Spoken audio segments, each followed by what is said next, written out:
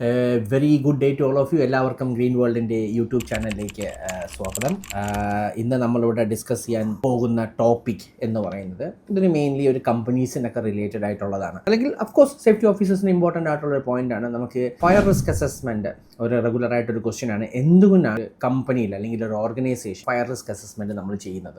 ഒരു fire risk assessment ചെയ്യുന്നത് കൊണ്ട് എന്തൊക്കെയാണ് ഉപയോഗം, അതിൽ എന്തൊക്കെ ഇമ്പോർട്ടൻ്റ് ആയിട്ടുള്ള കാര്യങ്ങളാണ് നമുക്ക് മനസ്സിൽ വയ്ക്കേണ്ടത് എന്നുള്ള ഒരു ടോപ്പിക്കിനെ കുറിച്ചുള്ള ഡിസ്കഷൻസ് ആണ് നമ്മൾ ഇന്നിവിടെ ചെയ്യാൻ ഉദ്ദേശിക്കുന്നത്. അപ്പോൾ തുടങ്ങുന്നതിന് മുമ്പ് നമ്മുടെ ചാനൽ സബ്സ്ക്രൈബ് ചെയ്തിട്ടില്ലെങ്കിൽ സബ്സ്ക്രൈബ് ചെയ്യണം. ഈ വീഡിയോ ഇഷ്ടപ്പെട്ടാൽ ലൈക്ക് ചെയ്യാൻ മറക്കരുത്. പിന്നെ ആ ബെൽ ബട്ടണോ ആ സാധനം കൂടെ ഒന്ന് പ്രസ് ചെയ്തേക്കണം. അപ്പോൾ പുതിയ വീഡിയോസ്, ഞാൻ എപ്പോഴും പറയാറുള്ളത് തന്നെ, എല്ലാ ആഴ്ചയും നമ്മളുടെ പുതിയ ടോപ്പിക്സിലുള്ള വീഡിയോസ് നമ്മൾ റിലീസ് ചെയ്യാറുണ്ട്. അപ്പം അത് മിസ് ചെയ്യാതിരിക്കാൻ വേണ്ടിയിട്ടാണ്. അപ്പോൾ ഇന്നത്തെ നമ്മളുടെ ടോപ്പിക് എന്ന് പറയുന്നത് ഒരു ഫയർ സേഫ്റ്റി ഓഡിറ്റ്. അത് കമ്പനിയിലാവട്ടെ, നിങ്ങളൊരു ഓർഗനൈസേഷൻ എന്നുള്ള രീതിയിലും അല്ലെങ്കിൽ ഒരു ഓർഗനൈസേഷനിൽ സേഫ്റ്റി ഓഫീസറായിട്ടോ സേഫ്റ്റി മാനേജറായിട്ടൊക്കെ വർക്ക് ചെയ്യുമ്പം എന്തിനും ഞാനത് കണ്ടക്ട് ചെയ്യണം, both in house or out or എന്താ പറയുക പുറത്തുനിന്നുള്ള ആൾക്കാരെ കൊണ്ടായിരുന്നാലും. So let's start today's video. Why do we have to do a fire risk assessment?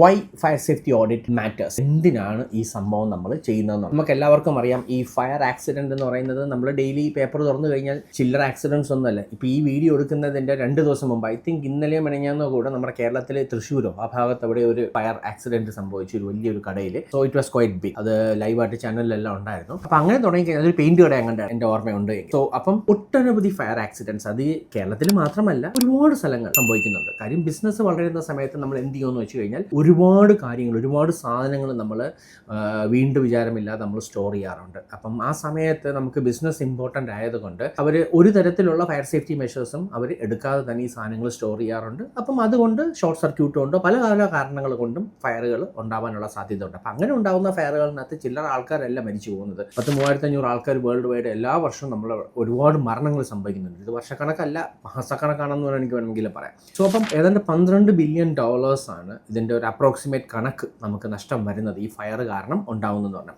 Almost ഇങ്ങനെ ഉണ്ടായ ഫയർ ഇൻസിഡൻറ്റ് കൊണ്ട് നശിച്ചുപോയ ബിസിനസ്സുകളേ ഉള്ളൂ കൂടുതലും. അതായത് അവരുടെ ബിസിനസ് പെർമനൻ്റ്ലി ഷട്ട് ഡൗൺ ആയ സംഭവങ്ങളാണ് കൂടുതലും ഉള്ളത്.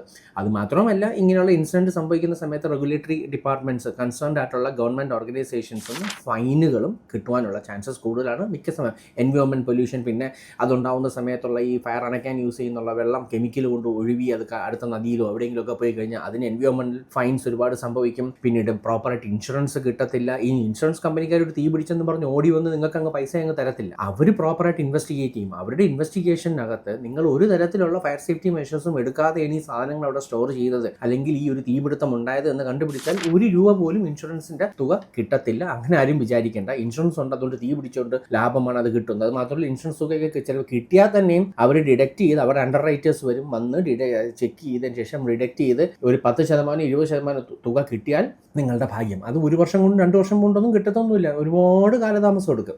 അപ്പോൾ നാലിച്ചൊക്കെ അത്രയും വർഷം അത്രയും തുക നമ്മളെ കയ്യിൽ ഇൻവെസ്റ്റ് ചെയ്യാനില്ല എന്നുണ്ടെങ്കിൽ ചിലപ്പം സംഭവം കട തന്നെ പൂട്ടിക്കെട്ടി പോവേണ്ടി അവസ്ഥ വരും. അപ്പം നമുക്ക് നോക്കാം എന്തൊക്കെയാണ് ഒരു ബെനിഫിറ്റ്സ്, ഒരു ഫയർ സേഫ്റ്റി ഓഡിറ്റ് കണ്ടക്ട് ചെയ്യുന്നതിൻ്റെ ബെനിഫിറ്റ്സ് എന്തൊക്കെയാണ്. ഒന്നെന്ന് പറയുന്നത്, നമ്മളുടെ എക്സിസ്റ്റിംഗ് ആയിട്ടുള്ള ഫെസിലിറ്റിക്കകത്ത് എന്തെങ്കിലും തരത്തിലുള്ള വീഴ്ചകളുണ്ട് എങ്കിൽ നമുക്കത് കൃത്യമായിട്ട് ഐഡൻറ്റിഫൈ ചെയ്യുവാനായിട്ട് ഒരു ഫയർ സേഫ്റ്റി ഓഡിറ്റ് നടത്തിയാൽ നടക്കും. മാത്രമല്ല, നാഷണൽ ആൻഡ് ഇൻ്റർനാഷണൽ ലോസ് പ്രകാരം കർശനമായിട്ടും ഒരു ഫയർ സേഫ്റ്റി ഓഡിറ്റ് നടത്തി ഒരു ഡീറ്റെയിൽഡ് റിസ്ക് അസസ്മെൻറ്റ് വയ്ക്കേണ്ടത് ഒരു ഇൻസ്റ്റിറ്റ്യൂഷൻ്റെ അത്യാവശ്യ ഘടകം തന്നെയാണ്.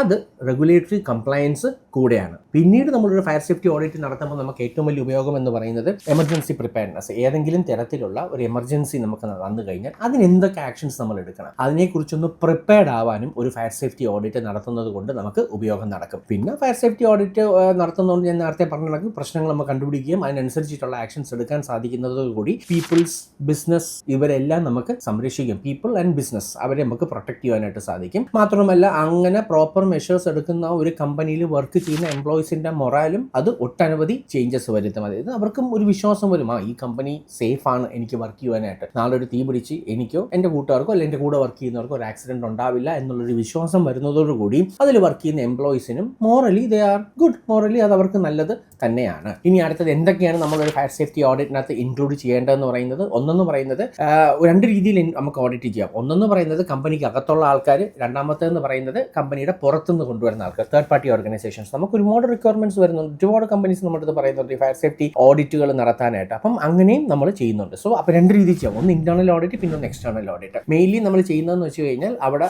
ഏതൊക്കെ തരത്തിലൊരു ഫയർ ഉണ്ടാവാനുള്ള ചാൻസസ് ഉണ്ട് എന്നുള്ളത് നമ്മൾ ഓഡിറ്റ് ചെയ്യും. രണ്ടാമത്തേന്ന് പറയുന്നത് അവിടെ സ്റ്റോർ ചെയ്തിരിക്കുന്ന മെറ്റീരിയൽസിനകത്ത് ഏതൊക്കെ തീ ഉണ്ടായി കഴിഞ്ഞാൽ തന്നെയും അതിൽ തീ പിടിക്കാൻ സാധ്യതയുള്ള സാധനങ്ങൾ എന്തൊക്കെയുണ്ട്, പിന്നീട് ഇതുമായിട്ട് ഇതെങ്ങനെ എസ്കലേറ്റ് ചെയ്ത് പോവാം, ഈ ഫയർ എത്രമാത്രം സ്പ്രെഡ് എത്രയാണ്, ഇത് എത്ര രീതിയിൽ ഇത് സ്പ്രെഡ് ചെയ്ത് പോകാനുള്ള ചാൻസസ് കൂടുതലുണ്ട്. പിന്നെ ഇൻഫ്രാസ്ട്രക്ചർ ഓഡിറ്റ് നമ്മൾ ചെയ്യും. അതായത് ഒരു തീ പിടിച്ചാൽ ഇത് അടുത്ത ബിൽഡിങ്ങിലേക്ക് സ്പ്രെഡ് ആവാനുള്ള ചാൻസസ് ഉണ്ടോ, അല്ലെങ്കിൽ ഈ ബിൽഡിങ്ങിന്റെ മെറ്റീരിയൽ കോമ്പോസിഷൻ അങ്ങനെ എന്തൊക്കെ വെച്ച് മെറ്റീരിയൽസ് വെച്ചാണ് ഉണ്ടാക്കിയിരിക്കുന്നത്, എത്രമാത്രം പെട്ടെന്ന് ഈ തീ ആളി പടരുവാനുള്ള ചാൻസസ് ഉണ്ട്, അത് ചെക്ക് ചെയ്യും. പിന്നീട് ഫയർ സപ്രഷൻ സിസ്റ്റംസ്, ഒരു തീ പിടിച്ചാൽ അണയ്ക്കുവാൻ എന്തൊക്കെ സംവിധാനങ്ങൾ ആ ബിൽഡിങ്ങിലുണ്ട്. ഒരു എക്സ്റ്റേണൽ ഫയർ ഡിപ്പാർട്ട്മെന്റ് ഒരു ടെൻഡർ വന്നു കഴിഞ്ഞാൽ അത് പെട്ടെന്ന് കണക്ട് ചെയ്ത് ടെൻഡർ കണക്ട് ചെയ്ത് ഫയർ എഞ്ചിൻ എന്ന് നിങ്ങൾ വിളിക്കും, ടെൻഡർ കണക്ട് ചെയ്ത് തീ അണയ്ക്കുവാനുള്ള സംവിധാനങ്ങളുണ്ടോ, ഫയർ ഹോസറിൽ ഹോസസ് കൊടുത്തിട്ടുണ്ടോ, പോർട്ടബിൾ ഫയർ ഫൈറ്റിംഗ് എക്യുപ്മെന്റ്സ് എത്രണ്ണം പ്രൊവൈഡ് ചെയ്തിട്ടുണ്ട്, അത് സ്യൂട്ടബിൾ ആയിട്ടുള്ളതാണോ പ്രൊവൈഡ് ചെയ്തിട്ടുള്ളത്. പിന്നീട് നമ്മൾ ചെയ്യുന്നതെന്ന് വെച്ച് കഴിഞ്ഞാൽ എത്ര എംപ്ലോയീസിന് ട്രെയിനിങ് കിട്ടിയിട്ടുണ്ട് ഈ ഒരു ഫയർ സേഫ്റ്റി ഇതിനെക്കുറിച്ച് നോക്കാനായിട്ട്. പിന്നെ ഇൻസ്പെക്ഷൻസ് എന്തൊക്കെ നടക്കുന്നുണ്ട്, എന്തൊക്കെ റെഗുലർ ഇൻസ്പെക്ഷൻസ് ആണ് ചെയ്യേണ്ടത്, ഇങ്ങനെയുള്ള കാര്യങ്ങൾ. പിന്നീട് റിസ്ക് അസസ്മെന്റ്, നമ്മൾ ഇതെല്ലാം കഴിഞ്ഞതിന് ശേഷം കൺട്രോൾ മെഷേഴ്സ് പ്ലസ് റിസ്ക് അസസ്മെന്റും നമ്മൾ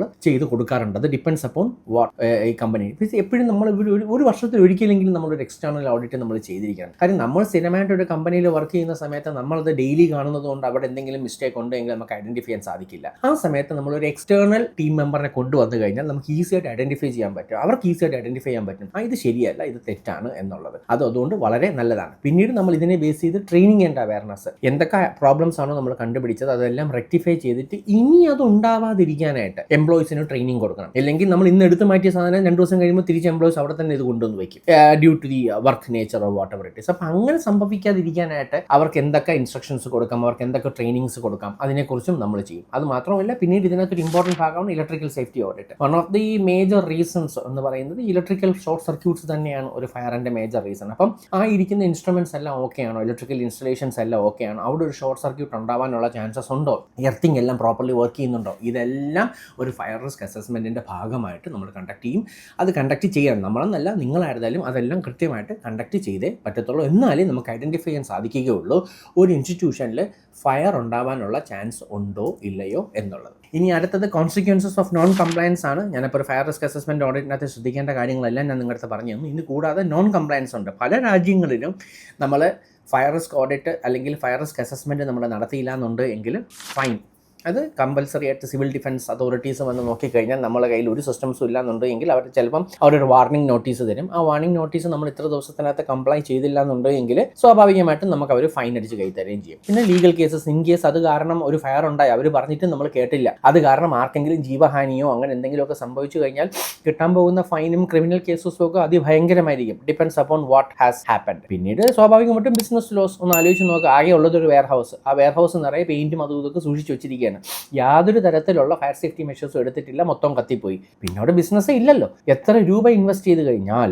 തിരിച്ച് ആ ബിസിനസ് കൊണ്ടുവരാൻ സാധിക്കും? ഉണ്ടാക്കിയ പ്രോഫിറ്റ് മുഴുവൻ അവിടെ പോയി കിട്ടും, ജോലി പോവും, കൂടാതെ അകത്തും കൂടെ പോയി കിടക്കേണ്ടി വരും. പിന്നെ റെപ്യൂട്ടേഷൻ ലോസ്, സ്വാഭാവികമായിട്ടും തിരിച്ച് ആ കമ്പനിയിൽ ആൾക്കാർക്ക് വർക്ക് ചെയ്യാൻ വരിക എന്ന് പറയുന്നത് അങ്ങനെ ഒരു കമ്പനിയിൽ ആൾക്കാർക്ക് വർക്ക് ചെയ്യാനും ബുദ്ധിമുട്ടായിരിക്കും. അതുകൊണ്ട് അത് റെപ്യൂട്ടേഷണൽ ലോസ് ഇസ് വെരി ബാഡ്. അപ്പം ഇതൊക്കെ ആയിരിക്കും ഇതിൻ്റെ പോസിബിൾ ആയിട്ടുള്ള കോൺസിക്വൻസസ് എന്ന് പറയുന്നത്. So finally A fire safety audit is more than compliance. ഒരു ഓഡിറ്റ് എന്ന് പറയുന്നത് കംപ്ലയൻസ് മാത്രമല്ല, ജീവൻ രക്ഷിക്കുക, life saving of people as well as the business, അതാണ് മോസ്റ്റ് ഇമ്പോർട്ടൻറ്റ്. സോ ഇതിനെക്കുറിച്ച് കൂടുതൽ നിങ്ങൾക്ക് വിശദമായിട്ട് അറിയണം, അല്ലെങ്കിൽ എങ്ങനെ ഒരു ഫയർ സേഫ്റ്റി ഓഡിറ്റ് നമുക്ക് ചെയ്യാൻ സാധിക്കും, അല്ലെങ്കിൽ അത് എങ്ങനെ എൻ്റെ കമ്പനിയിൽ ഇംപ്ലിമെൻറ്റ് ചെയ്യാം എന്നുള്ളതിനെ അറിയാൻ നമ്മുടെ ഏതെങ്കിലും ഒരു കൺസൾട്ടൻറ്റിനെ വിളിച്ചു കഴിഞ്ഞാൽ they will be more than happy to assist you. So let's start taking proper action. അത് വളരെ ഇമ്പോർട്ടൻ്റ് ആണ്. ചില്ലറ തീയൊന്നും അല്ല പിടിക്കുന്നത്. ഓരോ ദിവസവും എവിടെയെങ്കിലും ഒരു മേജർ ആയിട്ടുള്ളത്, ഇതെല്ലാം നമ്മുടെ ചെറിയ ചെറിയ മിസ്റ്റേക്സ് കൊണ്ടുണ്ടാവുന്നതാണ്. അത് ഇതിലൊരിക്കലും ഒരു ഉപേക്ഷ വിചാരിക്കരുത്, ഇതൊരു അധിക ചെലവാണ് അല്ലെങ്കിൽ ഇതൊരു വേണ്ടാത്ത പ്രവൃത്തിയാണ് എന്ന് വിചാരിച്ച് മാറ്റി മാറ്റി വെച്ചാൽ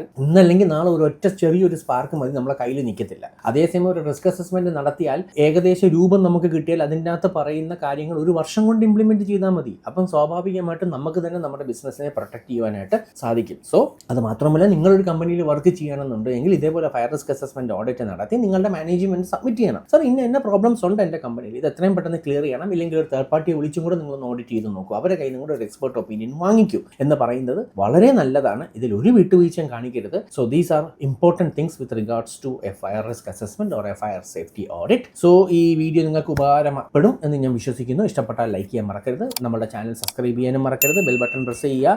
thank you all for watching and see you all on our next video on next week. Thank you all.